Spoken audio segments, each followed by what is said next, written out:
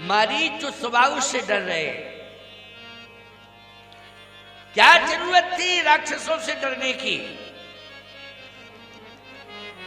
इतने बड़े तपस्वी हैं, ये राक्षस भागे रहते, क्या करते, क्या बिगाड़ते?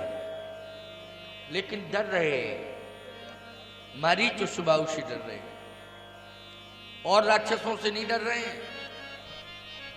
केवल मारीच स्वभाव से डर रहे। क्या कारण है? मारीच स्वभाव खरदूषण से ज्यादा बलवान है क्या? इतनी ताकत तो नहीं है जितनी खरदूषण, बाली, कुंभकर्ण, मेघनाद, रावण, एक एक जगजीत तक ऐसे सुभट निकाय, भट सुभट उद्भट महाभट दारुण भट, बहुत बड़ी राक्षसों की सेना है जिसमें भट सुभट उद्भट महाभट दारुण भट, ऐसे ऐसे महाभट राक्षस इनसे नहीं डरते हैं, लेकिन मारीच स्वभाव से डरते हैं। मारीच स्वभाव से क्यों डरते हैं? इसलिए कि वो पास में रहते हैं राक्षस। देखो, राक्षसों ने आर्यावर्त पर कब्जा कर लिया था, आर्यावर्त पूरा प्रभावित कर दिया था, और ये प्रभावित करते ही चले जा रहे थे। यहां तक ये अयोध्या और जनकपुर के बीच में भी आ बसे थे मारीच स्वभाव। ये बक्सर जो है ना, अयोध्या और जनकपुर के बीच में है। बक्सर अयोध्या और जनकपुर के बीच में। आप जो है यात्रा अयोध्या से जनकपुर की करेंगे तो बीच में आपको बक्सर मिल जाएगा। रोड तो अब बहुत सारे बन गए हैं, ऐसे भी रोड अब तय कर दिए गए जिनमें बक्सर नहीं आता है, लेकिन उस समय जो यात्रा की थी भगवान श्री राम ने अयोध्या से मिथिला की, उसमें बक्सर था। तो बक्सर ये मध्य में कब्जा यहां हो चुका था। मारीच स्वभाव, ताड़का मारीच स्वभाव। अगर इसे मामा कहता है रावण मारीच को, तो आपको ये मालूम होना चाहिए, संबंधों से तो आप परिचित ही हैं। अगर मारीच को रावण मामा कहता है तो ईमानदारी से बताओ ताड़का क्या हुई? ताड़का क्या हुआ? मुझे ऐसा लगता है कि मामा अगर मारीच है तो ताड़का का बेटा है मारीच। किसका बेटा है? ताड़का का बेटा मारीच है। स्वभाव भी ताड़का का बेटा है। बोलो है कि नहीं? तो ताड़का से रावण का क्या संबंध हुआ? तुम बता सकते हो? क्योंकि हमने तो मामा मौसी सब छोड़ दिए, छोटी उम्र में ही छोड़ दिए। लेकिन प्यारे,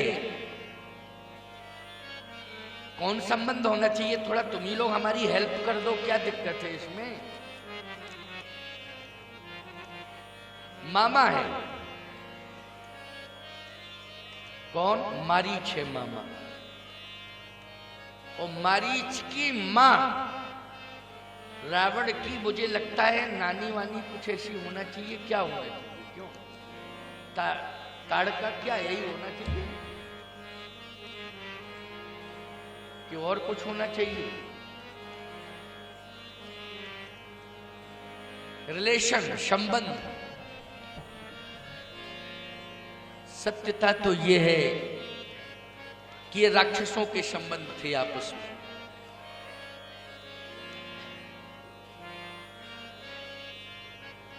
मारीच ने, स्वभाव ने केवल टारगेट बनाया था विश्वामित्र जी को। और प्रमाण मिलता है कि किसी भी महात्मा के आश्रम में जाकर के कभी कोई आक्रमण नहीं किया। प्रमाण है, वाल्मीकि रामायण में भी देखा गया, मारीच स्वभाव ने किसी आश्रम में जाकर, क्योंकि पास में ही गौतम ऋषि का आश्रम था। बोलो था कि नहीं गौतम का आश्रम?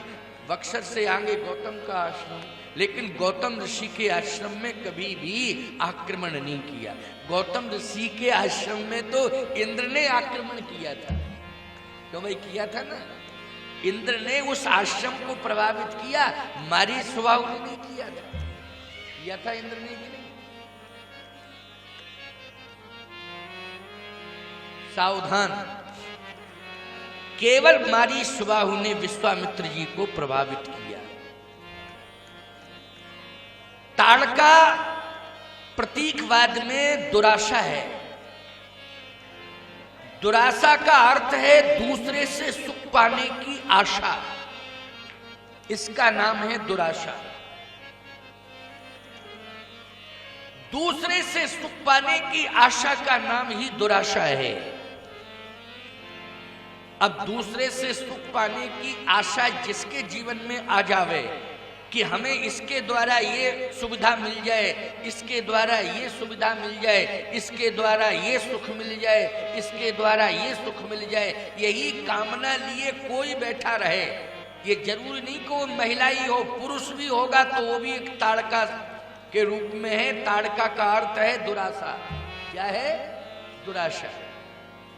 यहां स्त्रीलिंग पुल्लिंग की बात नहीं है, यहां महिलावाची और पुरुषवाची का कोई मैटर नहीं है, यहां दुराशा का मैटर है। दुराशा मानी दूसरे से सुख पाने की आशा।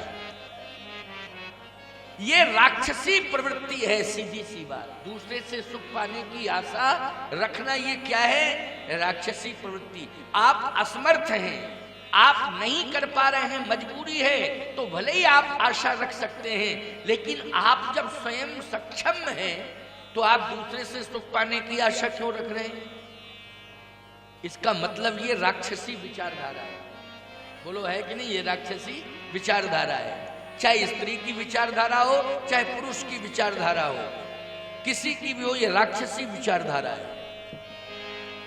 आज बहुत से लोग हैं जो शरीर से स्वस्थ हैं, लेकिन फिर भी अपना ही काम अपने हाथों से नहीं करना चाहते। शरीर से स्वस्थ हैं लेकिन अपना काम अपने हाथ से नहीं करना चाहते। दूसरे की तो बात छोड़, अपना ही काम नहीं कर रहे अपने हाथ से। मैंने तो देखा है, मैंने देखा है, अपने हाथ से स्वयं दूसरों को क्या पिलाएंगे? पानी। अपने हाथ से अपना पानी नहीं, गिलास उठा के पानी नहीं पी पा रहे कि हाथ में गिलास ले ले पानी पी ले, अपने हाथ से नहीं पी रहे, दूसरे से आशा रख रहे हैं। प्यासे बैठे हैं, स्वस्थ हैं, एक गिलास पानी लाओ, हमारी कोई सुनता नहीं है। अरे तुम ही हमारे लिए पानी लाओ, हमारी कोई सुनता नहीं है। अरे तो तुम जा नहीं सकते हो क्या? पानी पी नहीं सकते हो? कहे महाराज अपने आप हमने अगर पानी पी लिया उठा के तो फिर हम नहीं रहेंगे, हमको कोई पिलावे, ये हमारी शान है। हमने कहा बस इसीलिए तुम परेशान, क्योंकि तुम अपना काम अपने हाथ से नहीं कर सकते हो, ये तुम्हारी शान है, इसलिए तुम परेशान। क्यों? अर्थ निकल आया कि नहीं निकल आया? क्योंकि शान में बैठे हो ना, और यदि शान से परे हो जाओ, क्यों? शान से अगर परे हो जाओ तो परेशान कभी रहोगे नहीं, और शान में बैठे रहोगे तो हमेशा परेशान रहोगे। इसलिए शान का त्याग करो। यहां विश्वामित्र जी के भाव में एक विचार है। क्या विचार है? और वो विचार यही है कि हमारी शान, हमारी शान, हमारे जैसी शान किसी की नहीं है। हम जब भी यज्ञ कर रहे हैं तब शान के साथ यज्ञ कर रहे हैं। अरे शान के साथ यज्ञ करोगे, वशिष्ठ और विश्वामित्र में यही अंतर है। विश्वामित्र जी शान के साथ यज्ञ करना चाहते हैं, इसलिए परेशान हैं, और वशिष्ठ जी शान से परे हैं, इसलिए उनका यज्ञ जो है परमात्मा स्वयं प्रकट होकर के यज्ञ को सफल कराता है, स्वयं प्रकट होकर के वशिष्ठ जी के यज्ञ। इसलिए मैं कहता हूं कि हमेशा शान से परे हो जाओ। और शान क्या है? देखो आप, शान यही तो शान है। विश्वामित्र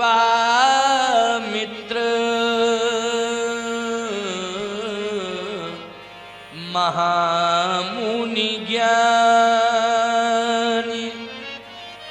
बसहि विपिन शुभ आश्रम जानी। महामुनि ज्ञानी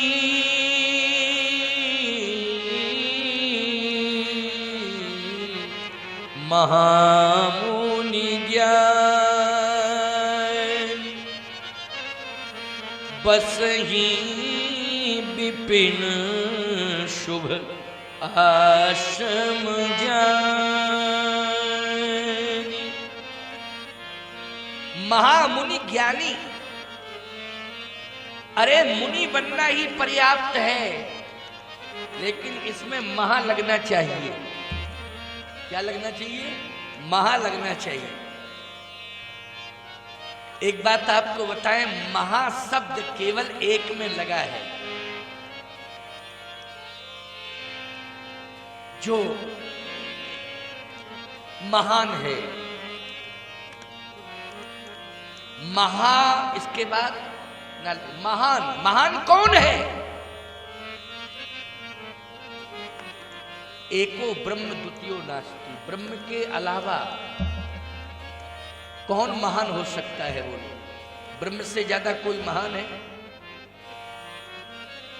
इतना महान है वो, इतना महान है कि वो क्षमा ही क्षमा कर रहा है। सामर्थ्यवान होने के, असमर्थ व्यक्ति कहे हम क्षमा कर रहे तो नहीं माना जाएगा, लेकिन सामर्थ्यवान व्यक्ति अगर क्षमा करता है तो बोलो वो महान है कि नहीं? और परमात्मा से महान कौन है? जो क्षमा कर रहा है, कोई दूसरा नहीं। इंसान के रूप में कोई सम्मान पा रहा है, लेकिन कभी ना कभी वो क्रोध में आकर के कुछ ना कुछ कह ही देगा, कह देगा, वो निश्चित रूप से कह देगा। धैर्य टूट जाएगा उसका, पहचान हो जाएगी कि ये इंसान है। लेकिन वो परमात्मा तो इतना महान है कि सब कुछ सुन रहा है, सह रहा है, और कहता है कि अभी भी सुधर जाओ, हम तुम्हें कई बार मौका दे रहे हैं। जैसे एक उदाहरण तो भगवान कृष्ण का ही मिलता है? कौन था वो? शिशुपाल था जो गालियां बक रहा था। कौन दे रहा था? शिशुपाल ही तो था जो गालियां बकता था भगवान को। भगवान ने कहा दो दो भाई दो, हम सुन रहे हैं, सह रहे हैं, लेकिन इसकी भी एक सीमा है। वो सीमा पार करोगे तो अपने आप तुम्हें सजा मिल जाएगी, और तुम्हारा कर्म ही तुम्हें सजा दिला देगा। लेकिन भगवान ने बहुत सहा। रामा अवतार में राम जी ने बहुत सहा। बोलो सहा कि नहीं सहा? कहां कहां तक बताऊं आपको, कितना सुनाऊं, लेकिन सत्य तो यह है, महान कौन है? महान वो है प्यारे जो परमात्मा है, और जिसमें भगवतीय गुण आ जाते हैं वो महान बन जाता है। इंसान में भी अगर भगवतीय गुण आ गए तो वो महान बन जाता है। ऐसा नहीं है, क्योंकि परमात्मा स्वयं इंसान बन के आया, नारायण ही नर बन के आया है। तो जब नारायण नर बन के आया है तो इसका मतलब है कि नर में भी महानता के लक्षण आ सकते हैं, अगर वो धैर्यवान बन जाए, विनम्र बन जाए, धैर्यवान बन जाए, विनम्रता उसके जीवन में आ जाए, सरलता आ जाए, सहजता आ जाए, सहने की क्षमता आ जाए, तो निश्चित है कि वो महनीय गुण है उसके, वो महान हो सकता है। परंतु विश्वामित्र जी महाराज ने राज्य का त्याग किया, और राज्य का त्याग करने के बाद उनके मन में ऐसा आया कि मैं बहुत बड़ा त्यागी हूं, मैंने राज्य छोड़ दिया। इसका मतलब है त्याग का अभिमान। त्याग का भी एक अभिमान होता है कि मैंने ये त्याग किया, त्याग का अभिमान आया।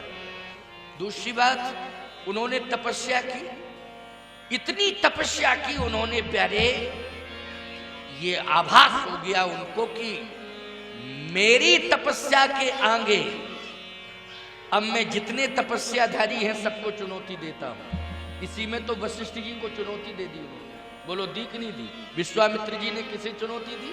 वशिष्ठ जी को चुनौती दी। वशिष्ठ जी ने किसी भी प्रकार से कोई प्रतिकार नहीं किया। उन्होंने ब्रह्मर्षि के रूप में उन्हें स्वीकार भी नहीं किया, उनका प्रतिकार भी नहीं किया, वाणी से शब्द स्खलन नहीं किया वशिष्ठ जी। ये भी एक महनीय गुण है कि वाणी से क्यों भाई किसी की निंदा ना की जाए, बुराई ना की जाए, ये भी बहुत बड़ा गुण है। वशिष्ठ जी महाराज ने सब कुछ सुना, लेकिन उन्होंने कहा कि देखो मैं ब्रह्मर्षि के रूप में तो स्वीकार नहीं करूंगा, हाँ आप तपस्वी हैं, मैं तपस्वी के रूप में आपको स्वीकार करूंगा। लेकिन इतना ज्यादा तपस्या का तप का अभिमान आया कि उन्होंने क्रोध में आकर के वशिष्ठ जी के 100 पुत्र ही भस्म कर दिए। तपस्या को बर्बाद करना है क्यों भाई? इस तपस्या से मारी स्वभाव को फूंकना चाहिए था, जलाना चाहिए था कि वशिष्ठ के बेटों को। जब तुम्हारे अंदर इतना बड़ा तप है कि तुम्हारी क्रोधाग्नि से बड़े बड़े लोग जल सकते हैं, तो वशिष्ठ के पुत्रों को जलाने की क्या जरूरत थी? भस्म करने की क्या जरूरत थी?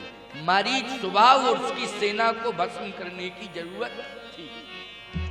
बोलो थी कि नहीं थी? ये ताकत है कि नहीं? भस्म करने की ताकत। तभी तो वशिष्ठ जी के 100 पुत्र भस्म कर दिए क्रोधाग्नि में। लेकिन मारी स्वभाव उसकी सेना को भस्म नहीं किया, भागे भागे पड़े, इधर भाग रहे, उधर भाग रहे, इधर भाग रहे, ये यज्ञ नहीं करने दे रहे। इससे कहीं ना कहीं ऐसा लगता है कि विश्वामित्र जी महाराज के तप में कमी आ गई है। और तप में कमी क्यों आई है? निश्चित रूप से सान के कारण। किसके कारण? सान के कारण। सान से सम्मान दांव पे लग गया, और जितने लोगों का सम्मान दांव पे लगा है वो सान के कारण लगा है। सान तो कभी करना ही नहीं चाहिए। हनुमान जी महाराज जैसा सामर्थ्यवान भी कहता है, एक मंद में मोह बस कुटिल हृदय अज्ञान, पुन प्रभु मोह विसारेऊ। क्यों भाई? दीन बंधु भगवान, ये भाषा किसकी है? हनुमान जी की भाषा है। उनसे बड़ा सामर्थ्यवान कौन होगा?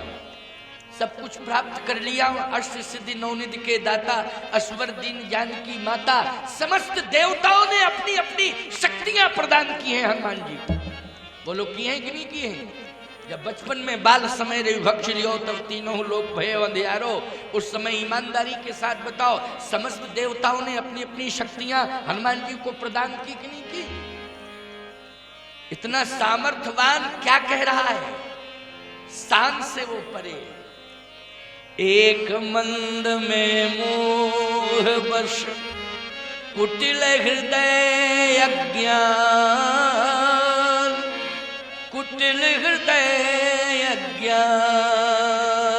अज्ञानी हूं, मंद बुद्धि वाला हूं, अज्ञानी हूं, लेकिन विश्वामित्र जी, विश्वामित्र महामुनि ज्ञानी, बसहि विपिन शुभ आश्रम जानी। अब जरा वशिष्ठ जी का बयान देखिए आप। हनुमान जी ने भगवान राम के समक्ष कहा, एक मंद में मोह बस कुटिल हृदय अज्ञान। लेकिन आप विचार करें, वशिष्ठ जी ने भरत के सामने क्या कहा, हनुमान जी महाराज ने राम जी के सामने क्या कहा, और वशिष्ठ जी ने भरत के सामने क्या कहा। अगर हनुमान जी महाराज ज्ञान नामक गृगंडम है, तो वशिष्ठ जी गुरु विवेक सागर जग जाना, जिन्हें विश्व कर वदर समाना। ये विवेक के समुद्र हैं। बोलो है समुद्र के नहीं? लेकिन वो भरत को देख के क्या कहते हैं? इसलिए तो मैं कहता हूं कि ज्ञान की शान से परे हो जाओ। हनुमान जी ज्ञान की शान से परे हैं, वशिष्ठ जी ज्ञान की शान से परे हैं।